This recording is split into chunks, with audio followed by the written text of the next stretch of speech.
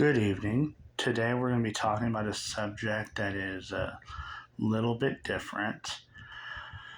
I have, it's something that I've had on my heart being a sports fan for years, and I just haven't, quite frankly, haven't had the courage to talk about because it's just one of those things. Like always afraid of people saying, "No, you don't know what you're talking about. That's not true." But in reality, it's like as I've watched sports over the years, I've seen it to be more and more true. And it talks about how you see a lot of posts on Facebook and other sites of this game is rigged. There's a lot more truth to it than what we realize. Now, I watched a 30 for 30 years ago at a buddy of mine's house about this very issue about how bookies would pay players a certain amount of money to botch a play, whether it's a catch they can normally make, a kick they can normally make, and key portions of the game that could change the momentum of a game. Um, I didn't want to believe it, but I even heard about those things even as early as the early '90s. As I was a Chicago Bulls fan, I've idolized Michael Jordan, and his father was murdered over a bookie issue. Like a bookie wanted Charles Barkley to win the NBA Finals in 1993, win his first title. Jordan was like, "No, we're gonna win this. I'm not losing." And so Michael Jordan's father was murdered over a bookie issue. Then you had the second example I remember seeing is because I watched a show last year for the first time called One Tree Hill, which I absolutely love. There was a part I think in season 4 of bookies with Nathan Scott played by James Lafferty, and how if he didn't throw the game, then which he didn't. He was going to throw the game, but his brother Lucas Scott, played by Chad Michael Murray, was saying no. We're going to win this because their coach hadn't won a championship and they wanted to win one for him because it was his last year. And so and so what ended up happening afterwards is that they actually tried to run over the player played by James Lafferty, which that screenplay. People say, "Oh, that screenplay, that stuff doesn't really happen." Yeah, it does. And players kind of get put in a situation where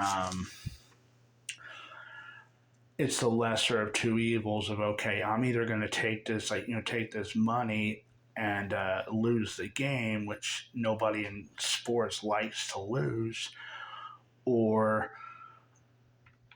somebody I cared about can be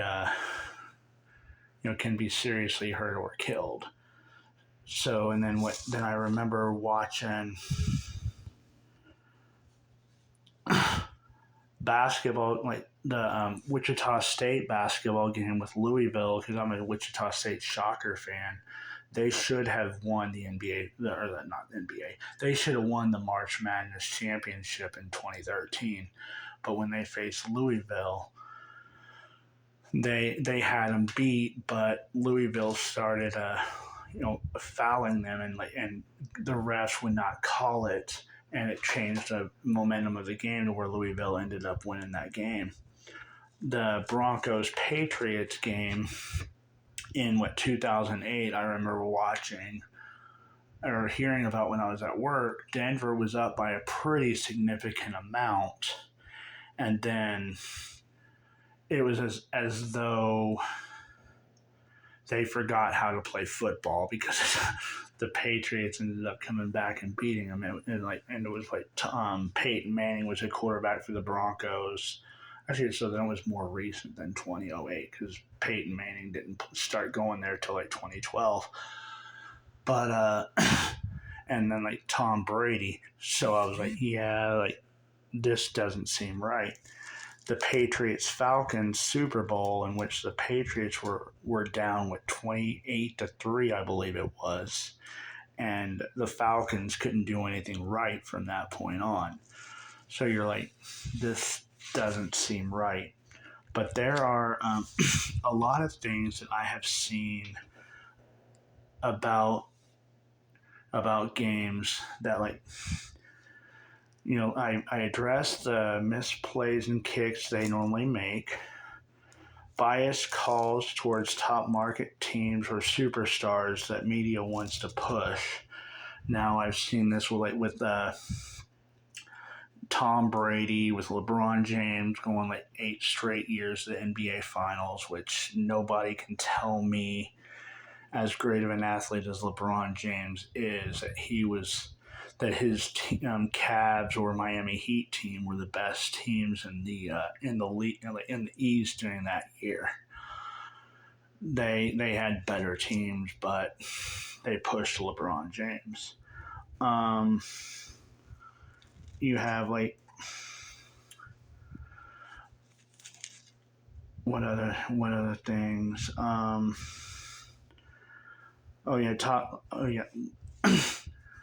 Talks about how like well also too on that angle, like one of the things we like from sports is watching underdogs win.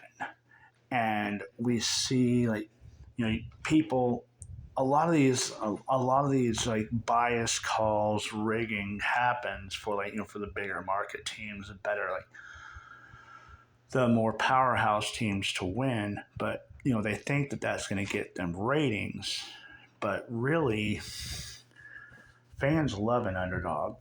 Fans love to root on an underdog and say, what, I want to see them win the national championship. I want to see them win because that's something nobody expected. But they don't think that way. And so big money runs everything.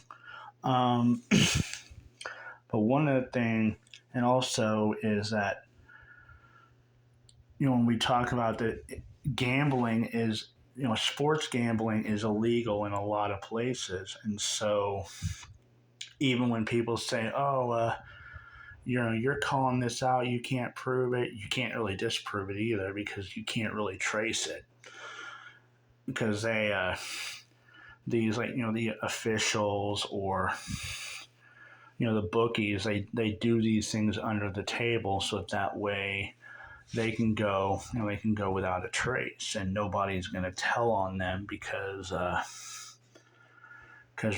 for fear of ramifications.